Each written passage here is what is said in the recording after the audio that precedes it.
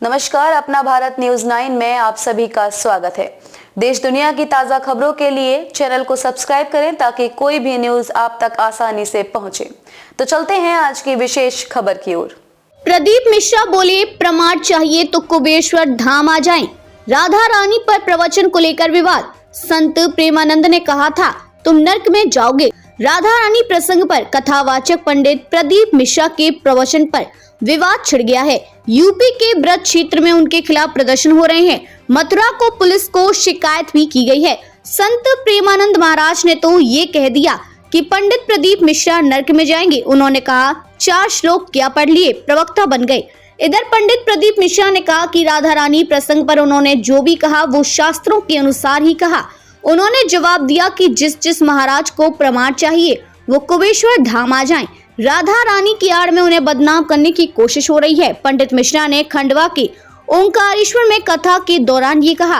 पंडित मिश्रा ने अपनी एक प्रवचन में कहा था, राधा के पति का नाम अनन्य घोष, उनकी सास का नाम जटिला और ननद का नाम कुटीला था। राधा जी का विवाह छाता में हुआ था। राधा जी बरसाने की नहीं, रावल की रहने वाली थी। बरसाना में तो राधा जी के पिता की कचहरी थी, जहाँ वे साल भर में एक बार आती थी। प्रेमानंद जी महाराज ने पंडित प्रदीप मिश्रा को लेकर कहा, तुझे नर्क से कोई नहीं बचा सकता। हमें गाली दो तो चलेगा, लेकिन तुम हमारे इष्ट, हमारे गुरु, हमारे धर्म के खिलाफ बोलोगे, उनका अपमान करोगे तो हम ये बर्दाश्त नहीं करेंगे। हम स्वयं को निछावर कर देंगे, तुम्हें बोलने लायक नहीं छोड़ेंगे। तुम्हें पता ही क्या है लाडली जी के बारे में, तुम जानते ही क्या हो।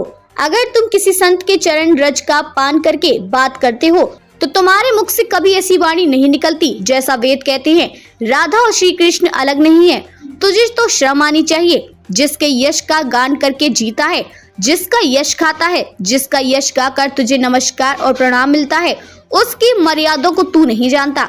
श्री जी की अवहेलना की बात करता है। कहती है कि वे बरसाने में नहीं है।